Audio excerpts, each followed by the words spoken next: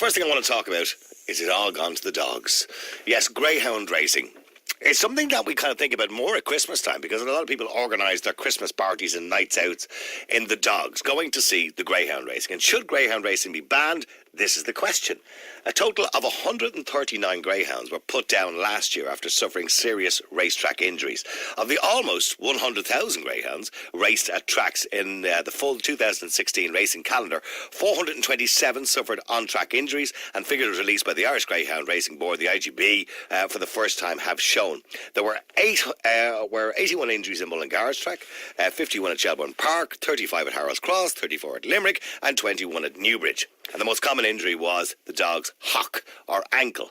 And the IGB spokesman said that injuries can range from mild to serious, that diminish quality of life, and the key determination on which a track vet makes a decision to put the animal down. Now, arising from the veterinary advice, 139 injured dogs were euthanised back in, that was last year. That's 14% of all greyhounds raced.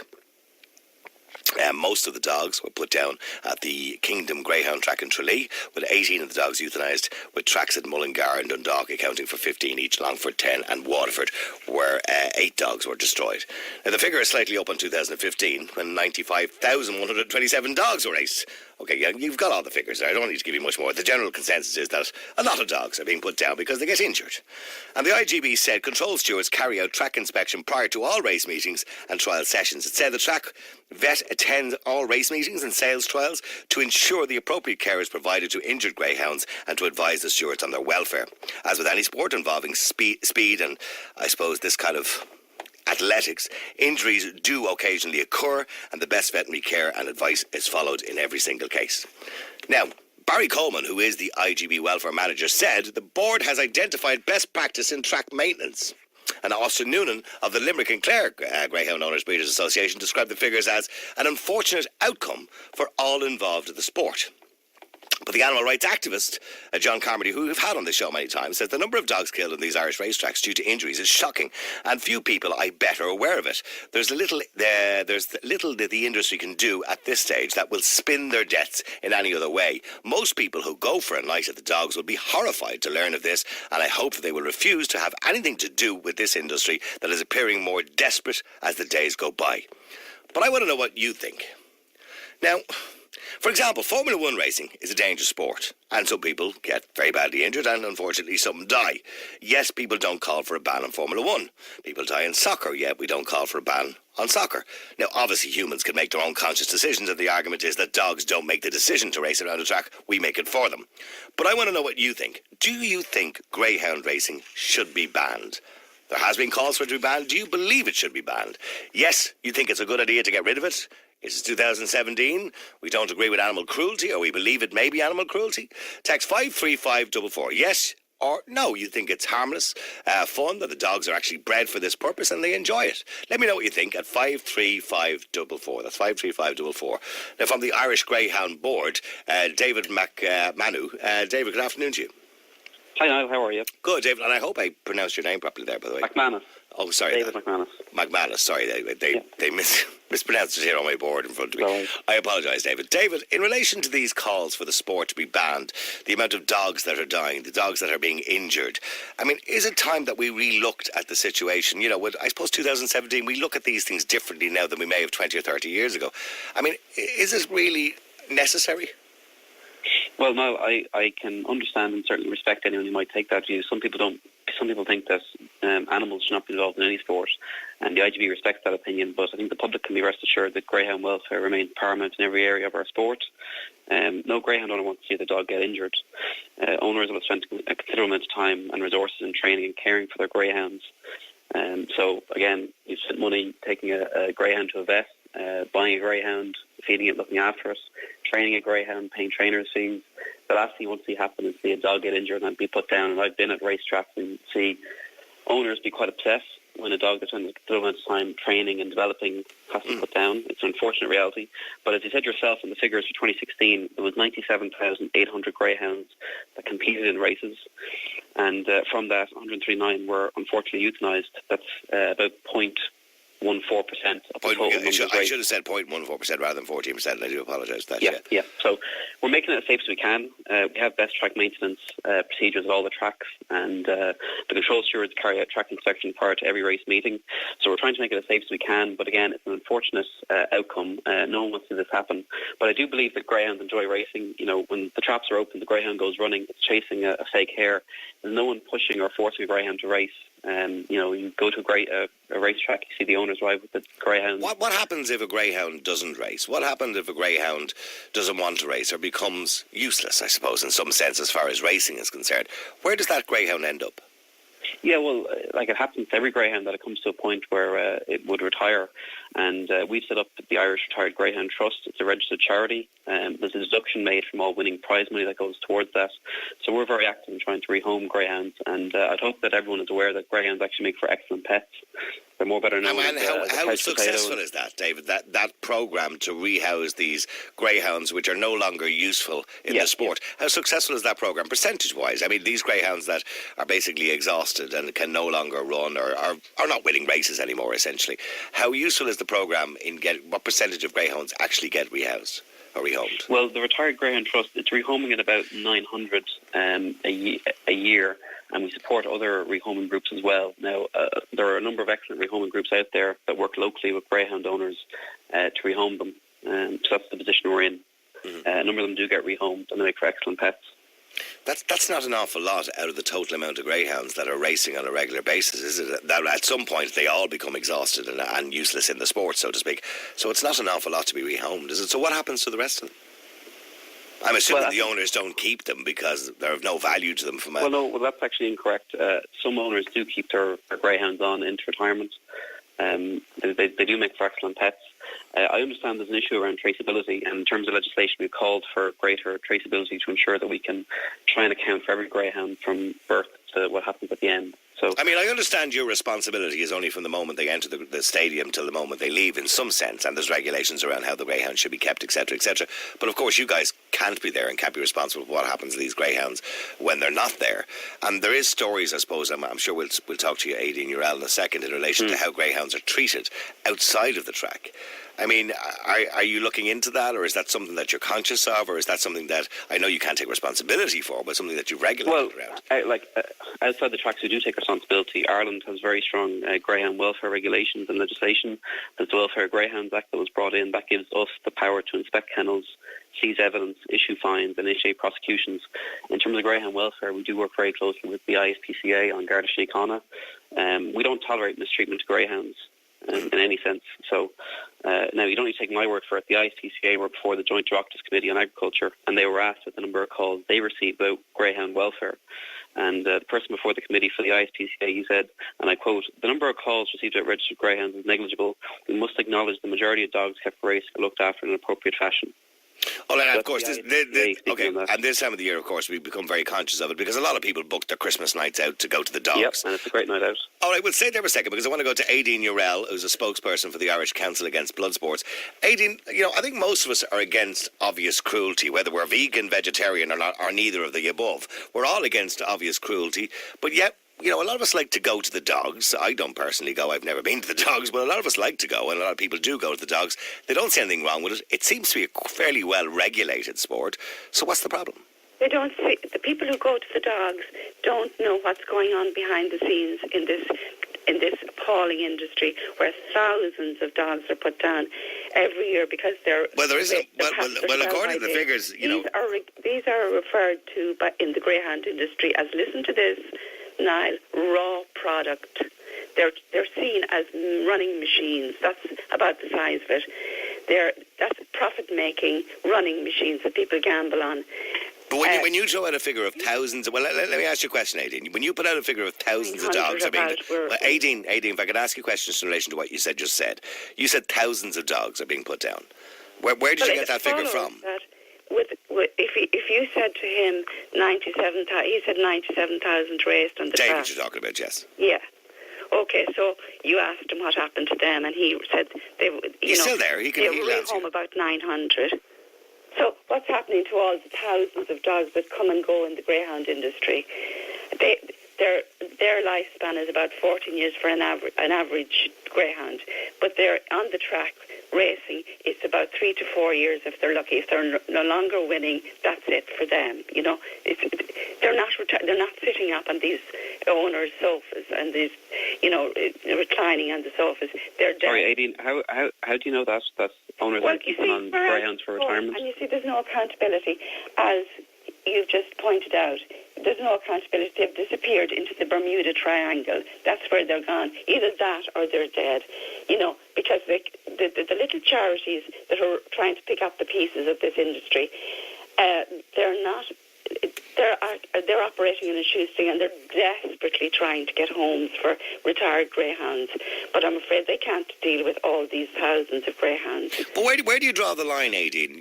We could talk about horse racing, and thousands of horses sadly lose their lives or have lost their lives over the last 5 or 10 years. And we've seen some of them on TV literally being shot behind screens. And I understand why I understand why they have to go down. Where do you draw the line when it comes to animal welfare? Greyhound racing, horse racing have been around a long time. The people involved, the people involved in horse racing in this country, particularly, for example, with horse racing, I don't know too much about the greyhound industry. They're quite passionate about how they treat their animals. They probably treat them very well indeed, up until the time that they're no longer any good or any value to them. And I think you put your finger on it. You said we look at things differently nowadays. Society evolves, and we begin to look at these things and see and look at the exploitation of animals. And is it acceptable in this day and age to use greyhounds in this way and destroy them as they're no longer any good? And it's not just about that. It's all about the other things that go on within this industry, apart from dogs being injured and dogs being put down in their thousands. Dogs are routinely doped in this industry. We've heard it. It's coming up on a weekly basis, almost, the use of cocaine. We had an incident recently, a high-profile trainer who was fined for doping his dog with cocaine. And then, David, let me ask David. David, is that true? Are they? Hang on, Aideen. You have to just pause for thought for a second. David, is that true? Are they doping dogs? Well, in every sport now, there will always be a small minority who try and take advantage and create an unlevel playing field. It's an issue in all sports, be it human or animal. Last year, I have the figures here before me. There was 5,387 samples taken to combat doping. Of that, 48 came back positive, so it's about 1%. And that's all well and good. If I'm an athlete, for example, and I decide to take some products that will enhance my abilities and I get caught, that's my own problem. I've made a conscious decision to do it as an adult. But when you're doing it for somebody else, for example, David, if you were an athlete and I decided to inject something into you, that would be wrong because I'm making a conscious decision on your behalf. I agree with you. So with an animal, right. we're making these decisions on their behalf. That's the difference in sports, because people are texting and saying, rugby's a dangerous sport. Of course it is. People can die in rugby and soccer as well. But we're adults. We make conscious decisions to do that. These dogs, horses, or whatever animals are used in blood sports don't make a decision to do that. We're making the decision for them.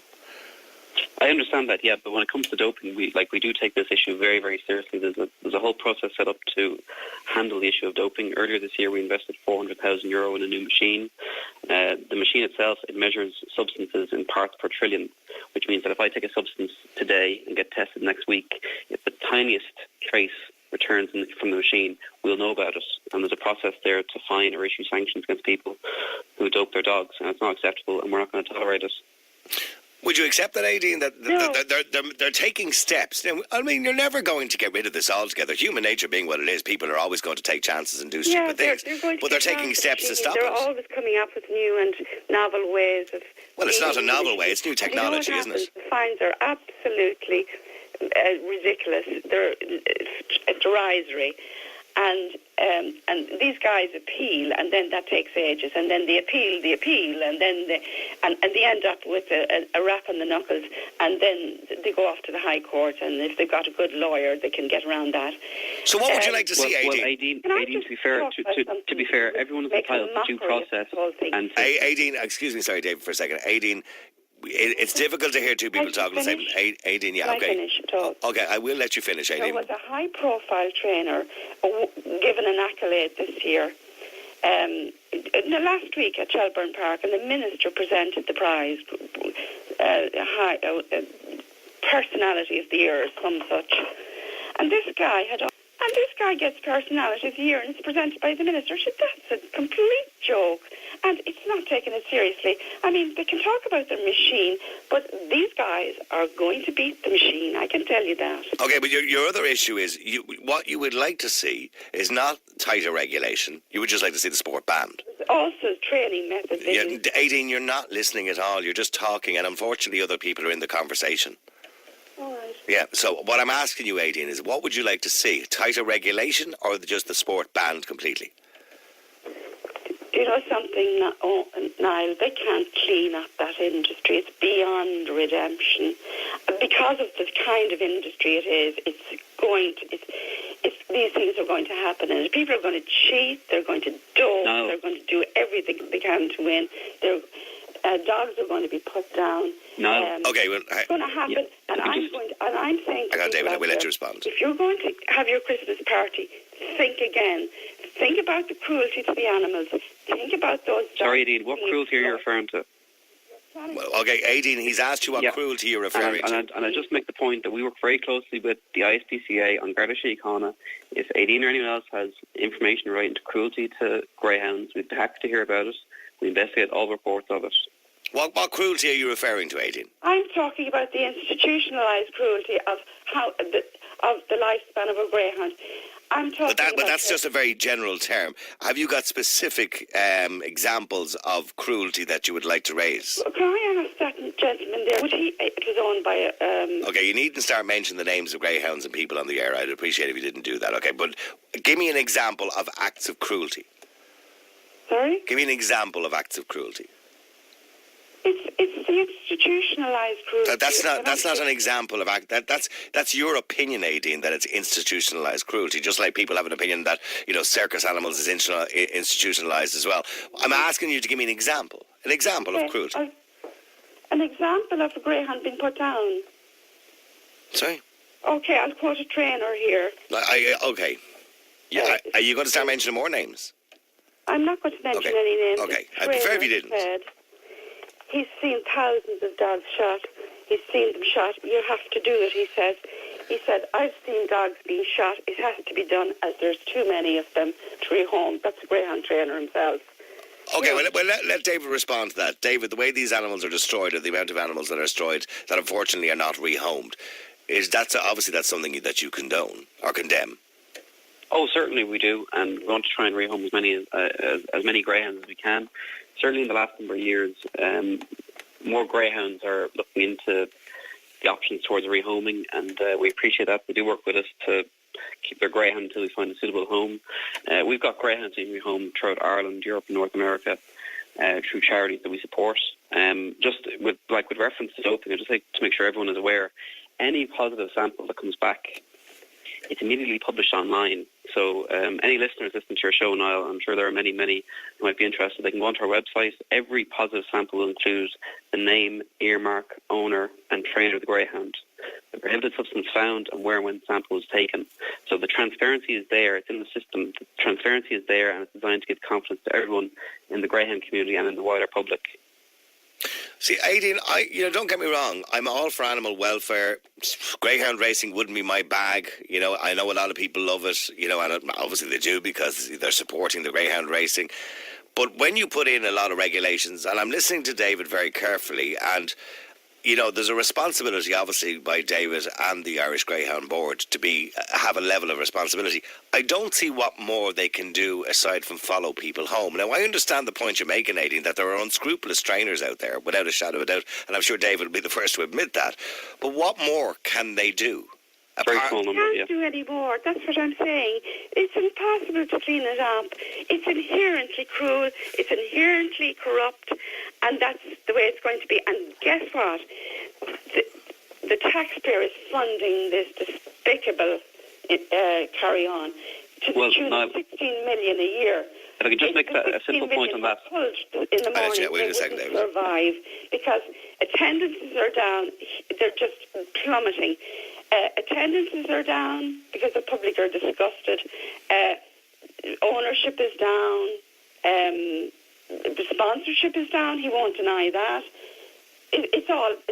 Okay, let me ask David just very quickly about that before we go to the break. David, in relation to attendances and the sport being subsidised by the state in any way by the taxpayer, we've heard stories about that, of course, during the year. What happened? Yeah, so the Exchequer makes a contribution towards greyhound racing. It goes towards prize money. It comes from the Horse and Greyhound Fund. So horse racing and greyhound racing is supported through the Exchequer, but that money comes from the betting levy that's placed on off-course bookmakers. And we've worked in the past with HRI, the Horse Racing Ireland Authority, to see if that betting excise could be increased, and that would mean that there wouldn't be any. Why do you think attendances are down? Is it just a lack of interest in the sport lately, or do you believe lack of money? We've got 16 tracks across the country. The majority of them, there's Shelbourne Park. Outside of Dublin, there's 15 tracks. So our business is predominantly in rural Ireland, and the recession has severely impacted on our business since 2007. Has the attitude of people towards animal welfare impacted the business? I think maybe perhaps in a small way, and we take it very, very seriously. Perhaps in the past we haven't addressed it enough from a communication point of view, to show how seriously we do take it. Like, the industry is well regulated through legislation and regulations. Last year we had 571 inspections of kennels by IGB welfare officers, and that resulted in 20 sanctions being issued. So we do take this very seriously. We work with the ISPCA, work with An Garda Síochána, so we don't tolerate mistreatment of greyhounds. Aideen, have you ever reported an act of cruelty against a greyhound? Listen to this. A well-known greyhound racing commentator in a Cork newspaper, what he said recently, after attending racing in Curraheen Park, the Cork track, he said, "Shocking crowds, poor tote pulls, zero atmosphere, game in trouble. Something needs to be done quickly." He said that it was, he said it had a rotten image. He tweeted out a rotten image. So you believe? Okay, so you clearly believe it's outdated. Well, no. That's one opinion. That's one opinion. That guy can. Yeah, that's one opinion, Aideen. There are 640,000 people who entered our stadiums last year. 640,000. So they have confidence in our sport. They're happy to attend our stadiums. And I'm sure all of them had a very good time. And Aideen, that is the opinion of one commentator. He's entitled to his opinion. Maybe he just didn't have a good time. Maybe he felt the atmosphere was rotten. What happens to these, what you call raw product? That's what they're called, raw product. That's all. Well, but does it, David, just before I let you go, does it concern you when we're seeing legislation coming in relation to the use of animals in circuses? There's a lot of talk about horse racing lately. There's a lot of talk about the use of animals in any kind of entertainment or sports. Does it concern you, David, that the sport could be coming to a natural end anyway?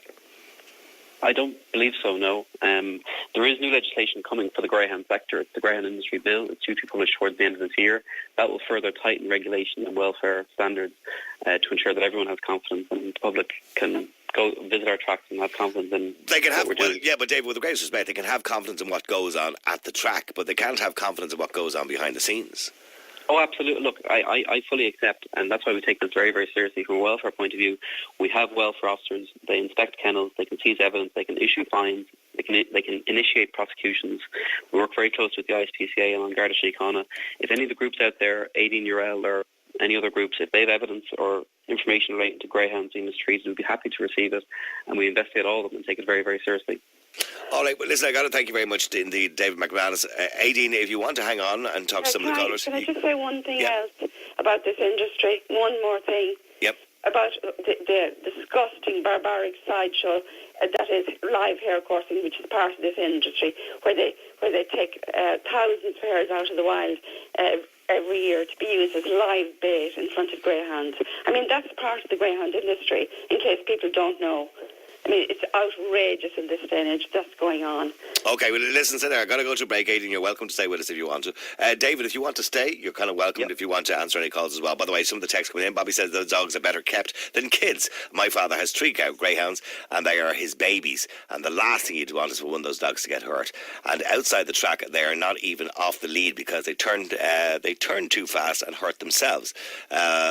He says, the hobby even got my alcoholic dad off the drink. It's PC madness, Niall. He said he's fuming here. That comes in from Bobby. Another person says, Niall, it's about time to get rid of greyhound racing and all these other acts that involve animals. It is 2017, as you said, and I think we're more intelligent than this now. Okay, keep texting 53544. That's 53544. Somebody else, by the way, says they're quoting the ISPCA. Seriously, an organisation that is understaffed, underfunded and stretched to the last. Who are getting calls are left, right and centre for animals in more intense situations of cruelty. Greyhound inspections aren't a priority. He's grasping at straws. Okay, I was talking about David. Okay, we'll come back to David and Aideen in a second. If you want to give us a call and go on the air, you can. The number, as usual, 1850 410 494, or you can text us at 53544. I'm asking you, will you be going to the dogs? Aideen believes it should be banned, and David obviously is a promoter of the sport from the Irish Greyhound Board. I'm asking you, do you believe the sport is outdated? Real people, real opinions, real talk radio.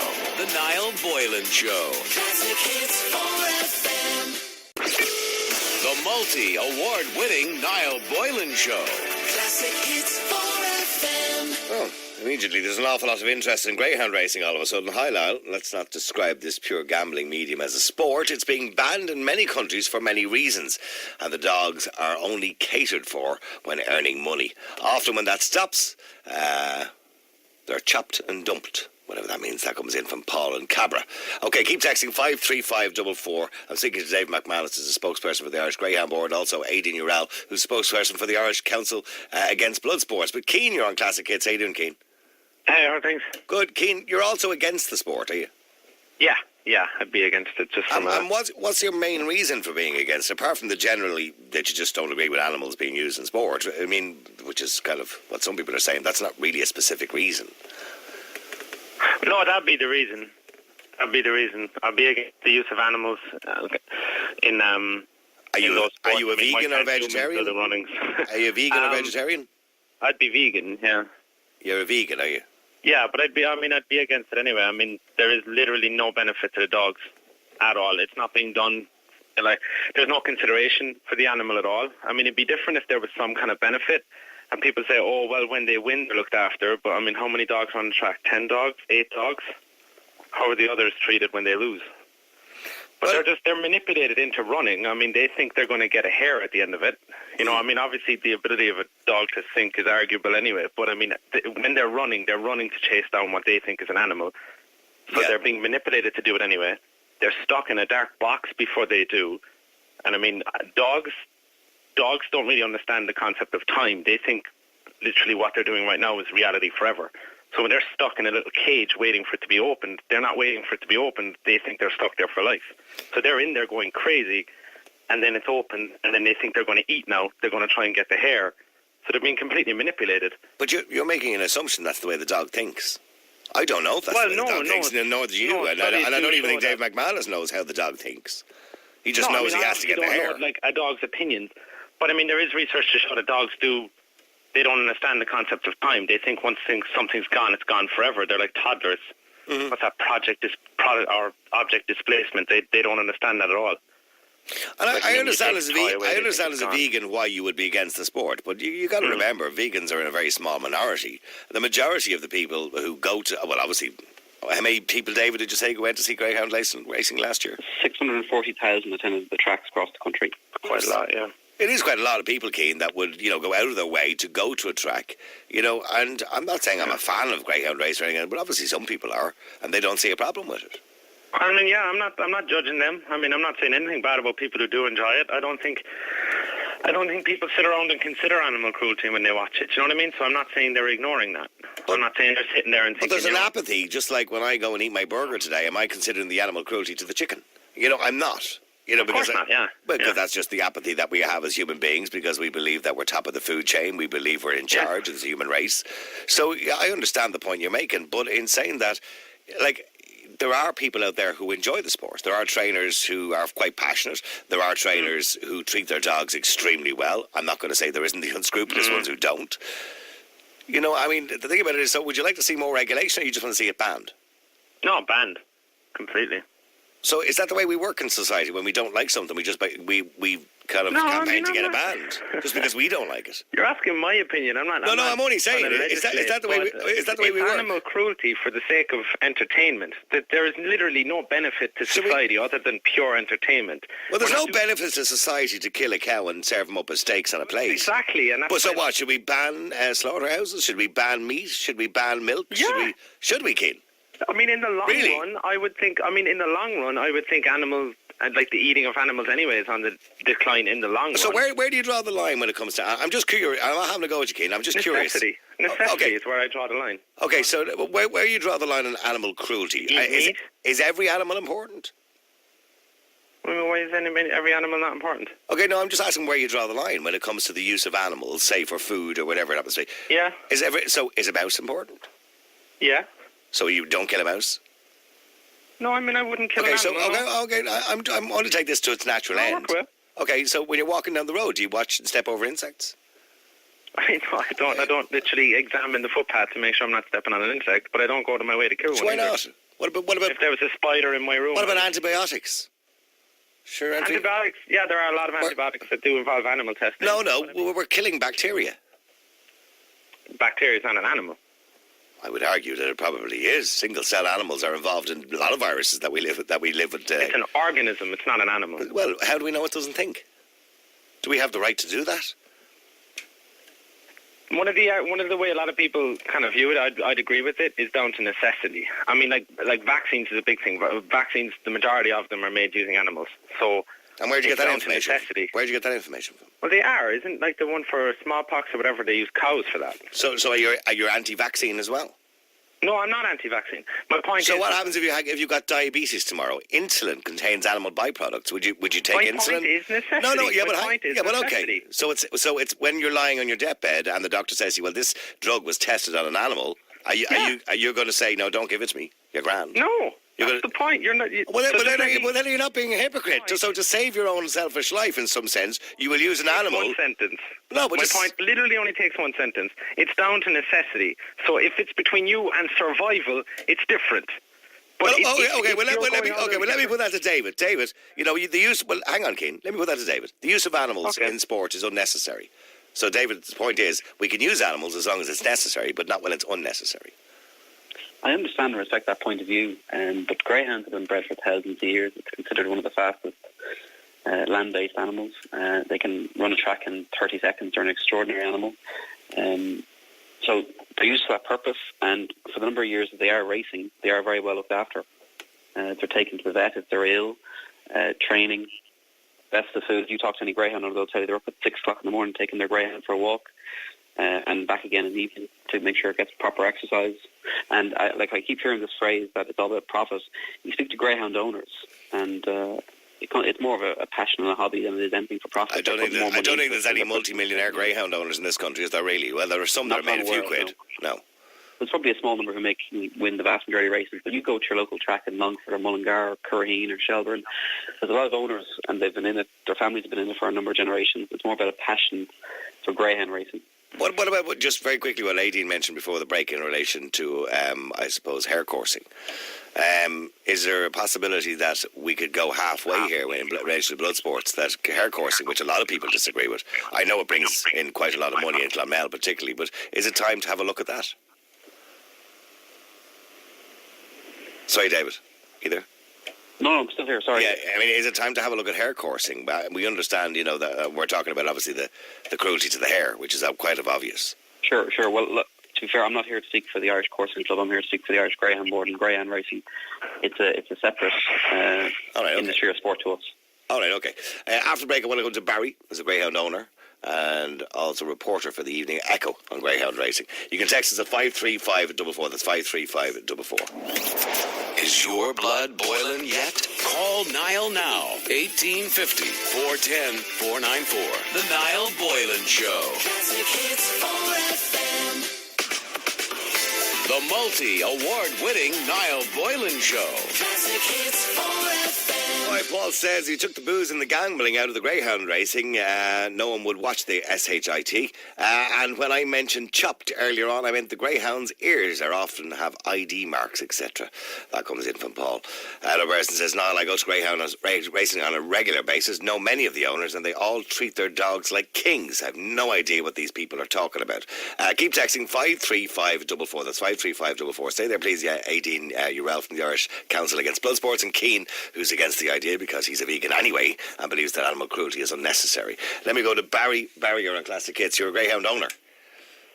Hello, Niall. Good afternoon to you, Barry. You're a greyhound owner and also a reporter for the Evening Echo as well on greyhound racing. Barry, what's your opinion on greyhound racing? Has it come to or is it coming to a natural end?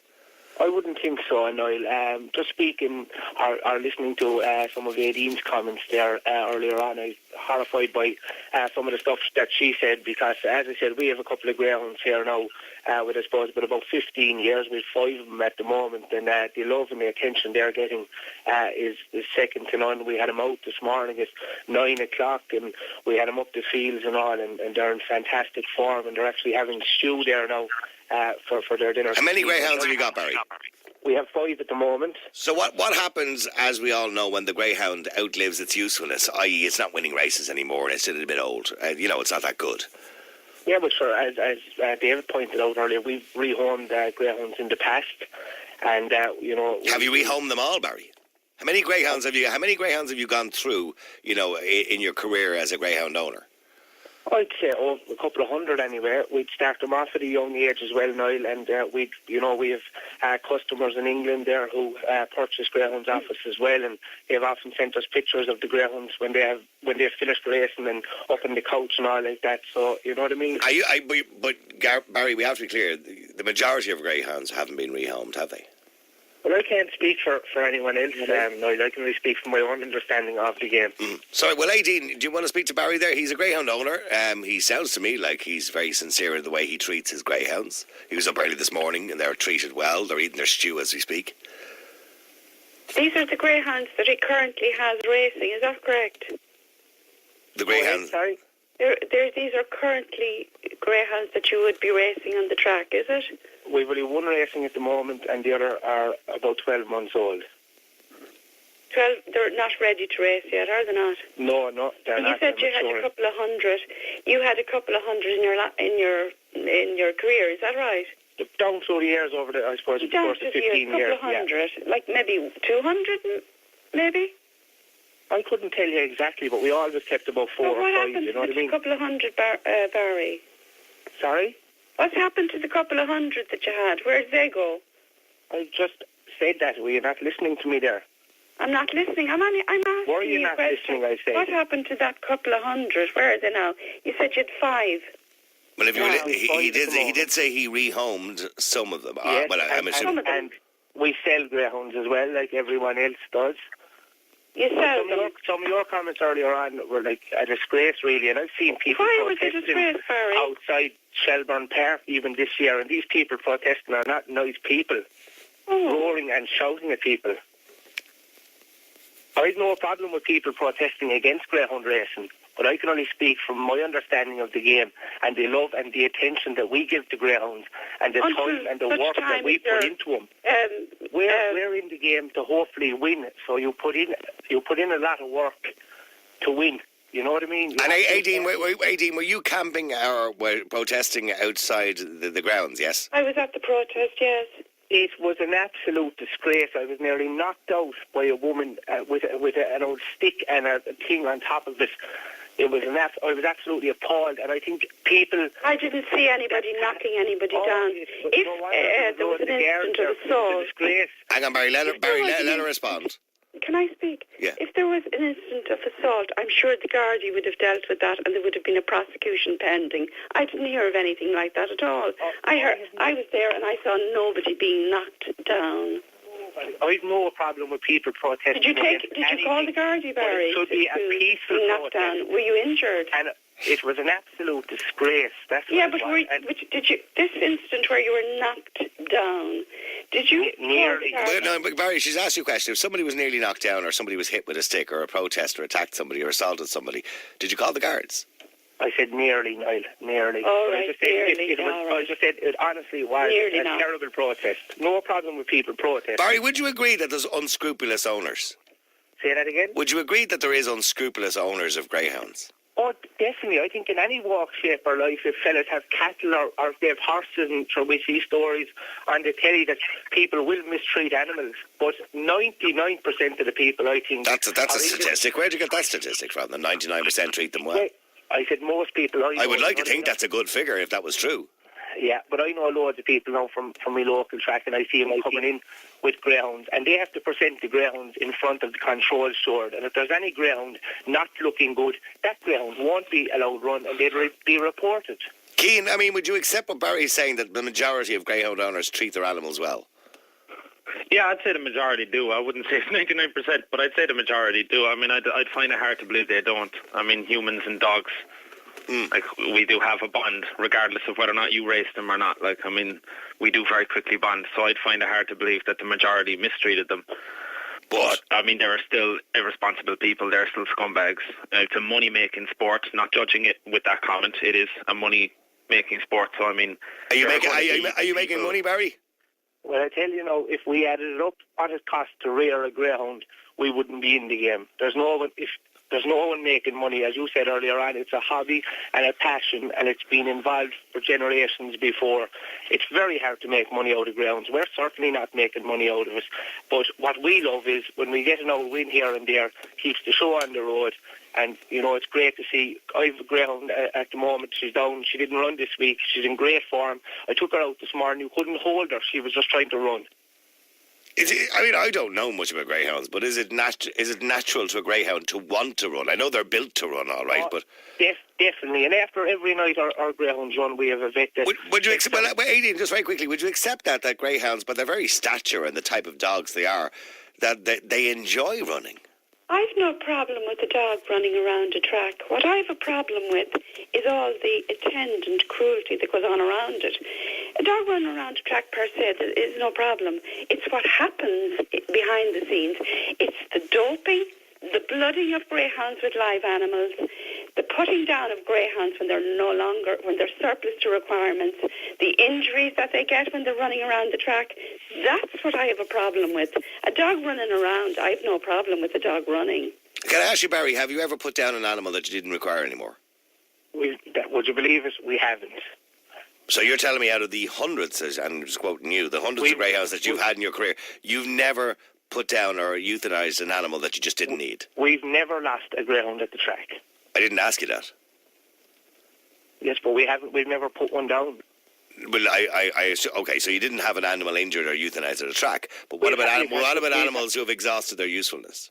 We've had greyhounds that have got injured. We bring them to the vet. He might say leave for 10 days. Again, I didn't ask you that. That's not what I'm asking you, Barry. I'm talking about greyhounds that are no longer useful, that are not going to win any more races. They're a little bit old. Maybe I don't know how old a greyhound has to be useless. But, I mean, they're not going to win any races. And you can't rehome them because maybe you don't we've had greyhounds that have passed away. That's, you know what I mean, that we've bred. They've got old and passed away, but we've never put one down. And you're being honest about that. Out of the hundreds of greyhounds, so in other words, you've rehomed all of those greyhounds. So if you're telling me you've 5 at the moment and you had hundreds, so we'll say 200 you've had, right? And you've 5 at the moment. So the other 195, they've all been rehomed. Well, we'd sell a lot of them now. A lot of ours go to England. Okay, so they've all been either sold or rehomed. Is that and that's a fact? That's a fact. And you've never euthanized any of them? No. I can't speak for anyone else. I'm not suggesting you're a liar, Barry, but it's a very difficult one to believe. Well, sure, that's the truth of it now. All right, listen, we've got to take a break. Got to go to news. Text 53544. Do you agree with the sport? The multi-award-winning Niall Boylan Show. Classic hits 4FM. The multi-award-winning Niall Boylan Show. Real people, real opinions, real talk radio. 4FM. Oh, I keep texting 53544. Amazing, Niall. You wouldn't take Barry's word when he said that he didn't put any dogs down. Little point in it even coming on the radio to tell his side when you wouldn't even believe him, says John and Cork. Well, John and Cork, I think, equally had a go at the other side as well. And Niall, anyone know if any of the unwanted dogs end up in China, says Linda. Another person says, it's a business, dog racing. And somebody else says, Niall, I go to the dog racing all the time and I see nothing but respect for the animals. I have no idea what these loonies are talking talking about. The amount of greyhounds, somebody says, we find that we know were once raced as their marks are removed and that they are abandoned in horrific conditions and left to die in this country. Our laws for animal abuse are a disgrace. Well, they're not actually a disgrace. There are laws there that cover animal abuse and neglect and cruelty. It's just a matter of reporting it. If you are aware of somebody who is being cruel to a greyhound intentionally, you have an obligation to report that. And it is a crime, by the way, under our legislation that Simon Coveney brought in going back a few years ago. So, saying it after the fact is not much point, really, telling us about it now. If you saw it at the time or you're aware of a specific situation where an animal was left to die, as you say, in horrific conditions, report it and report the person who did it if you know who did it. Text 53544. Let me go to Austin Noonan, who's the Secretary of Limerick and Clare Greyhound Owners Breeders Association. Good afternoon to you, Austin. Good afternoon, Niall. Austin, I know there's been a lot of campaigners recently are calling for a ban of the sport because they believe 2017 we all disagree with cruelty to animals. They believe the sport is cruel. What's your response to those people? Well, obviously, I'd have to disagree with that, Niall. And, as what has been said previously, the greyhound owner takes great care of his or her greyhounds. They look after them the same as if they were children, so to speak. There were a few things raised earlier now in your show, Niall, that I'd like to clear up. People may not understand that the greyhound is the most traceable animal, I suppose, in the world. From the point of view, when, let's say, a guy goes to breed a litter of greyhounds, there's a DNA sample of every stud dog in the Irish Coursing book. There's a DNA sample of every stud dog taken. There's a DNA sample of every brood bitch taken. When the pups are born, there's an adult earmark and a litter earmark on each greyhound. Right, what's that, like a little stamp? Earmark. Is it like a little stamp? Yes, a tattoo in each ear. One is an individual mark, the other is for the particular ear. And then all greyhounds are microchipped. And all greyhound owners, if I sell a greyhound tonight, I'm obliged to notify the Irish Coursing Club. If failure on my behalf to do so will result in fine from that point of view. Well, the main point being brought up over and over again, Austin, is when the animal has exhausted its usefulness. And maybe you can clarify for me, what's the career of the average greyhound? How long can he run for? How long is he going to be winning for, roughly? Approximately. We have greyhounds racing up to 4.5 years of age, and you'd get some of them up to 5 years. Okay, so that's still quite young. That's only a third of their life, right? Roughly. Yes. Okay, so what happens these thousands, and I say thousands, hundreds of thousands of greyhounds, what happens to them after 5 years? Where do they all don't get rehomed, Austin?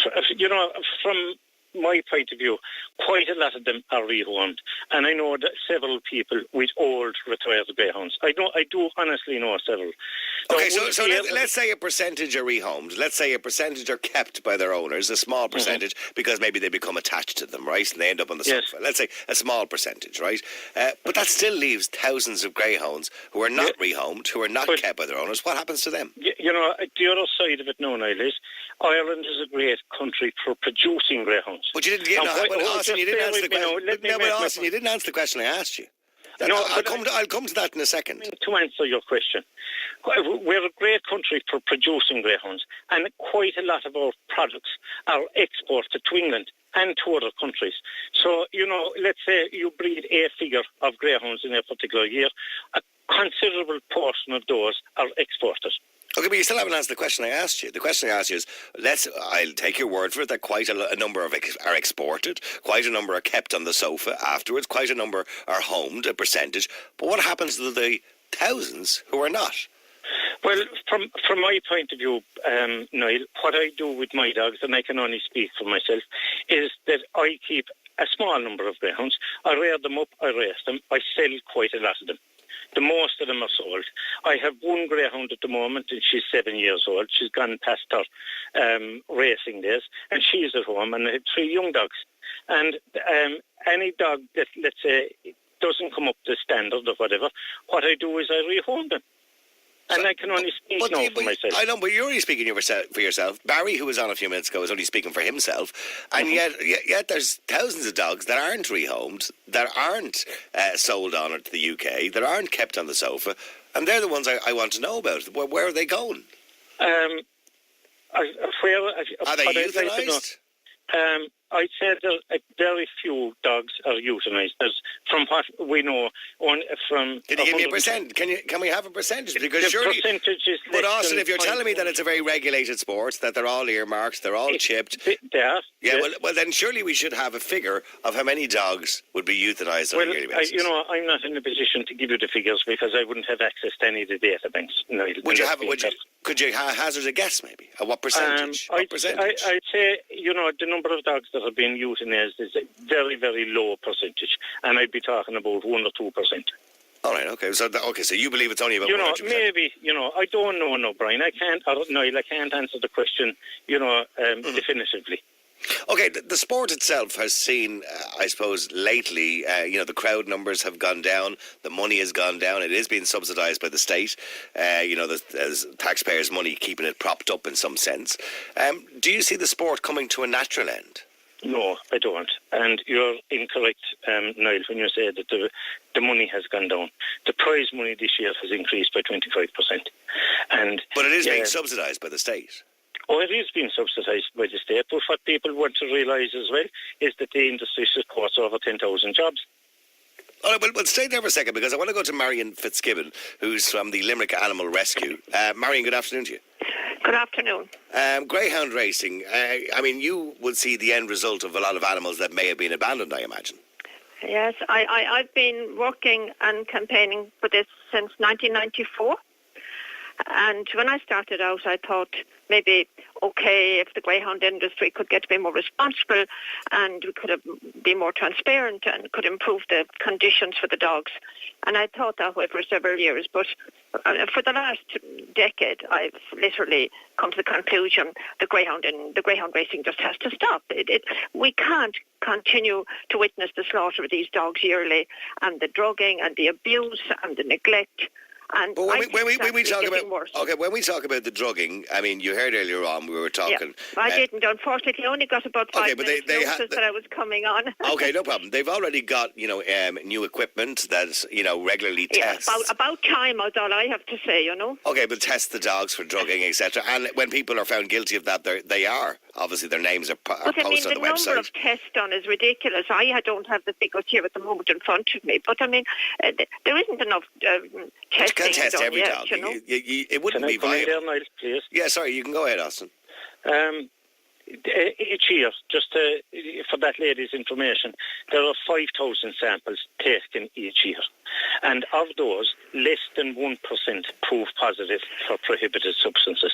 And for those proving positive for the prohibited substances, the most of them are for medicinal items.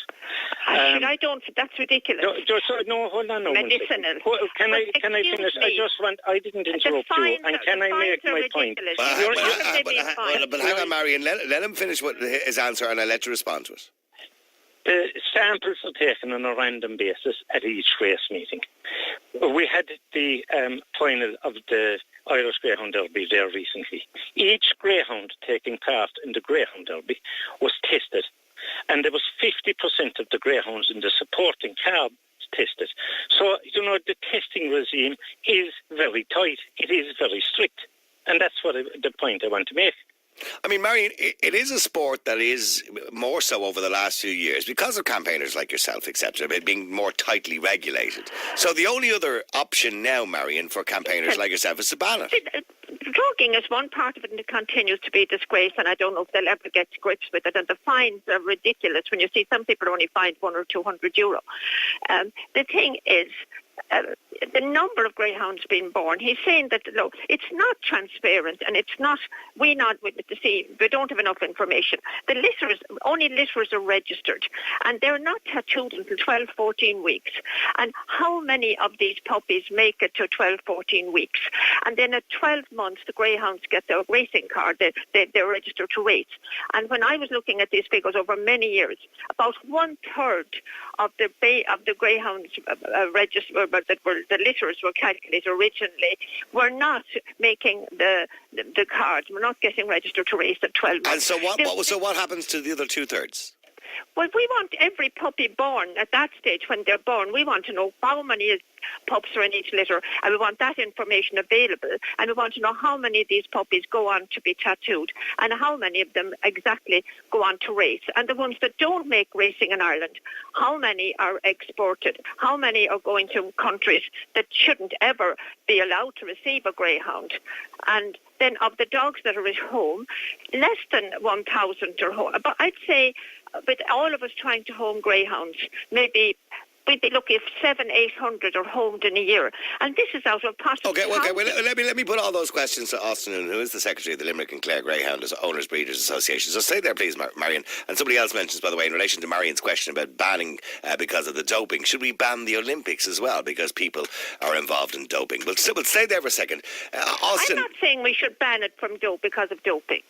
Okay, but you're raising the doping as being an important part of why you object to it as well. 1,000 other reasons come all together. It should be banned. It's not just banning. It's not just doping. Well, okay, in relation to what Marion is suggesting, that 2/3 by her suggestion of these dogs don't make it as far as racing, Austin, or don't make it to the card. What happens to them? One third. Okay, sorry. I don't know where she has got her figures, but I can tell you the Irish Coursing Club is the body responsible in the country for the registration of greyhounds, and the Irish Coursing Club publishes the number of pups that are born in each litter. And there's now, from my own experience, let's say I have a litter of 5 or 6 pups, I can assure you that each one of those made it to a greyhound track. There wasn't any of them, unless they had an accident or whatever when they were growing up, that would be the only time that they wouldn't make it to a greyhound track. Would you accept that, Marion? No, because the average litter, because we have greyhounds that we rescue and they have pups that we're too late to neuter the misfortunes, and the average litter, anybody will do 8, 9, 10. Most of them will produce 8 or 9. And when the figures are calculated for how many pups born every year, some people calculate it at 6. I mean, 6, there are more than 6 pups born to most greyhounds. I mean, Marion, from your experience last year in Limerick in the Animal Rescue Centre, how many greyhounds came through your doors that had been abandoned or neglected? I can only take in about 100. That's my maximum because I can't find homes for them in Ireland. So that I am being telephoned every day. Can you take a greyhound? Can you take 2 greyhounds? Can you take 3 greyhounds? The Limerick Dog Pound has officially stopped taking greyhounds this year. They will not take in a greyhound and euthanize it now because too many are coming in for euthanasia, and they're getting a very bad name as being one of the top dog killers in Ireland in their dog pound, and no county council wants that CV. Ennis hasn't taken greyhounds for several years, so Limerick, where I work, is getting all the Clare greyhounds as well in for euthanasia. Now, okay, well, let Austin just respond to that because I have to wrap it up. But Austin, it is a fair point that I've asked you over and over again about the euthanizing dogs that are not useful anymore or that are never useful in the first place. This is the biggest problem that people see, and this is 2017, and the public generally object to seeing animals being unnecessarily killed. Mm-hmm. And what I was going to say to the previous speaker, but you heard what she said, that Limerick Pound won't even take them in anymore. Just let me answer, please. She mentioned about greyhounds being mistreated, where pups were, let's say, she's getting in greyhounds that had a litter of 10 or whatever it is. What I'd say to her in that regard, there is a legislation called the Greyhound Welfare Act, and the Greyhound Welfare Act, it allows, let's say, if she finds something like that, why doesn't she report it to the welfare manager in the Irish Greyhound Board and let him carry out an inspection of the premises or whatever, of how that greyhound got there, etc., and who owns it. Have you ever done that, Marion? Have you ever reported it? We have reported many greyhounds.